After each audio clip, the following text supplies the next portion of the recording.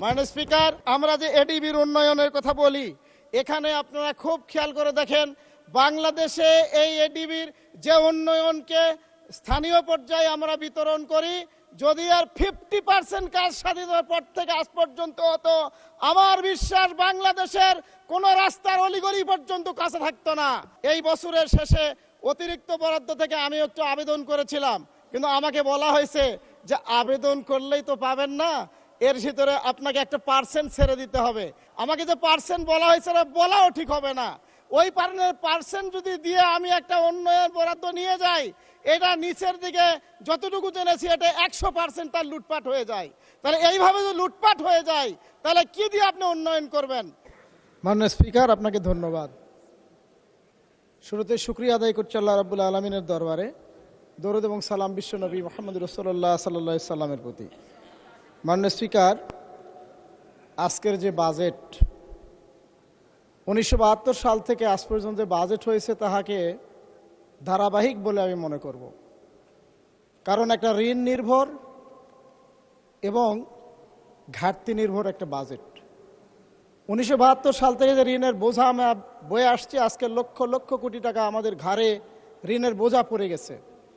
বিগত সরকারের সময়, স্বৈরাচারী সরকারের সময়ে করের আকার মানে জিডিপির আকার বড় দেখিয়ে বিদেশ থেকে বড় ধরনের ঋণ নেওয়া হতো, যেটাকে আমরা সবাই বলেছি যে এই ঋণ বিদেশ থেকে নেওয়ার মানে লুটপাট করা হতো। বাস্তবে তারা করেওছে। বিদেশ থেকে বিপুল পরিমাণ ঋণ নিয়ে এসে দেশের টাকাকে লুটপাট করে বিদেশে পাচার করেছে। আমি মাননীয় স্পিকার বলতে চাই, আজকের যে বড় আকারের জিডিপি দেখিয়ে আমরা বড় আকারে বিদেশের ঋণ নিচ্ছি, এটা আদৌ কি আমরা সীমানের কোনো বাজেট দিব, না সীমান লুটপাটই হবে? এটাই হচ্ছে আমার কাছে প্রশ্ন। মাননীয় স্পিকার, একটা দেশের উন্নতির জন্য একটা বাজেট অবশ্যই দরকার।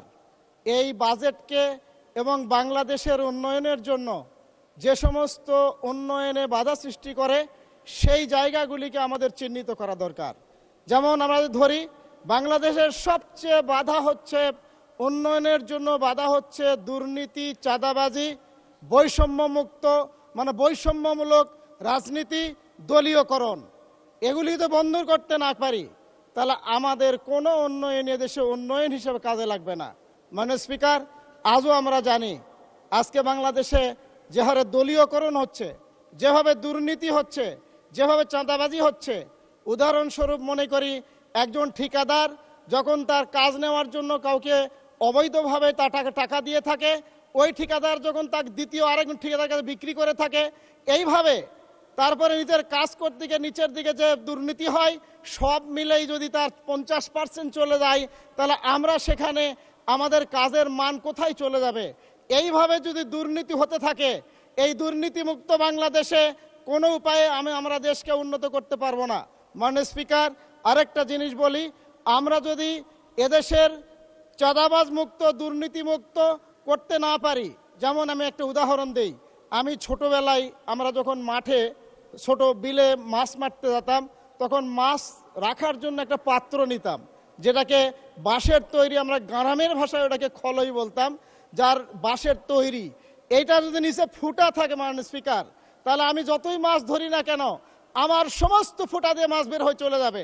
আজকের যে বাজেট আমরা উন্নয়নের বাজেট দিয়েছি, আমার উন্নয়ন যদি দুর্নীতিতে চলে যায়, তাহলে আমার এই উন্নয়ন কোনো জায়গায় কোনো উন্নয়ন কাজে লাগবে না। মাননীয় স্পিকার, মাননীয় স্পিকার, আমরা যে এডিবির উন্নয়নের কথা বলি, এখানে আপনারা খুব খেয়াল করে দেখেন, বাংলাদেশে এই এডিবির যে উন্নয়নকে স্থানীয় পর্যায়ে আমরা বিতরণ করি, যদি আর 50% কাজ স্বাধীনতার পর থেকে আজ পর্যন্ত হতো, আমার বিশ্বাস বাংলাদেশের কোন রাস্তার অলিগলি পর্যন্ত কাছে থাকতো না।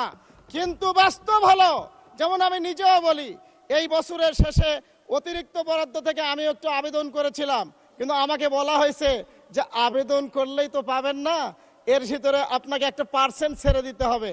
আমি অবাক হয়ে গেলাম, আমাকে যে পার্সেন্ট বলা হয়েছে বলাও ঠিক হবে না। ওই পার্সেন্ট যদি দিয়ে আমি একটা উন্নয়ন বরাদ্দ নিয়ে যাই, এটা নিচের দিকে যতটুকু জেনেছি এটা 100% তার লুটপাট হয়ে যায়। তাহলে এইভাবে যদি লুটপাট হয়ে যায়, তাহলে কি দিয়ে আপনি উন্নয়ন করবেন? মাননীয় স্পিকার, আমি একটু সময় বাড়ায় নিব। মাননীয় স্পিকার, আমরা যদিও এদেশে সুস্থ রাজনীতি করতে চাই, এদেশের উন্নয়ন করতে চাই, বাজেট বাস্তবায়ন করতে চাই, তাহলে অর্থনীতিকে সুস্থ রাখতে হবে। সুস্থ অর্থনীতি ছাড়া কোনোদিনই আমরা বাজেটকে সব বাস্তবায়ন করতে পারবো না। মাননীয় স্পিকার, এই বিগত স্বৈরাচারী সরকার এই যেমন এস আলমের দ্বারা অসংখ্য ব্যাংককে লুটপাট করেছে, ব্যাংকের টাকাগুলো বিদেশে পাচার করেছে, কিন্তু এই সরকার আসার পরেই আমরা দেখলাম ইসলামী ব্যাংকের মতো একটা সুস্থ ব্যাংকে আবার এস আলম গ্রুপের সহযোগীকে নিয়ে এসে বসে আবার ব্যাংক লুটপাটের জন্য ষড়যন্ত্র করেছে। মাননীয় স্পিকার, এমনের চিন্তা থাকলে আমরা দেশে সুস্থ অর্থনীতি আনতে পারবো না। মাননীয় স্পিকার, আমি একটা কথা বলতে চাই, আমরা শহীদ প্রেসিডেন্ট জিয়াউর রহমানের বক্তৃতায় মুখে ফেনা তুলি। আমি মনে করি শহীদ প্রেসিডেন্ট জিয়াউর রহমানের আদর্শের কাছে আপনারা আছেন কিনা। আমি উদাহরণস্বরূপ বলি, শহীদ প্রেসিডেন্ট জিয়াউর রহমান সেই সময়ে যখন বহুদলীয় গণতন্ত্রের প্রবক্তা ছিলেন, তিনি সেই সময়ে কিন্তু দ্বিধাবিভক্ত রাজনীতি করেননি। যারা দেশের জন্য যোগ্য ছিল, কে স্বাধীনতার পক্ষ বিপক্ষ তিনি দেখেননি, যার কারণে তার মন্ত্রী পরিষদে শাহিদুর রহমান আলিম সাহেব পর্যন্ত স্থান পেয়েছিল। কিন্তু আজকে আপনারা উন্নয়নের কথা বলছেন, কিন্তু দেশকে দ্বিধাবিভক্ত করে ওই স্বাধীনতার পক্ষ বিপক্ষ তুলে আজও যদি বাংলাদেশে উন্নয়ন চান, অসম্ভব হবে। তাই শহীদ প্রেসিডেন্ট জিয়াউর রহমানকে যদি ভালোবাসেন, তার আদর্শে দেশ গড়ার জন্য সবাই মিলেমিশে দেশ গড়াতে হবে। মাননীয় স্পিকার, আমি শেষ পর্যন্ত আমার নিজের এলাকার দু একটি কথা বলতে চাই, সার্বিকভাবে দেশীয়ভাবেই বলতে চাই।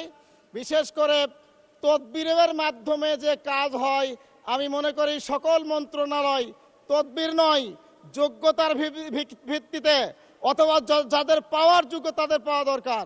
যেমন আমি শুরুর দিনের বক্তৃতায় বলেছিলাম, এদেশের অনেক শিক্ষা প্রতিষ্ঠান আছে, যে সমস্ত শিক্ষা প্রতিষ্ঠান তার জন্মলগ্ন থেকে একটি বিল্ডিংও পায়নি, একটা ভবনও হয়নি।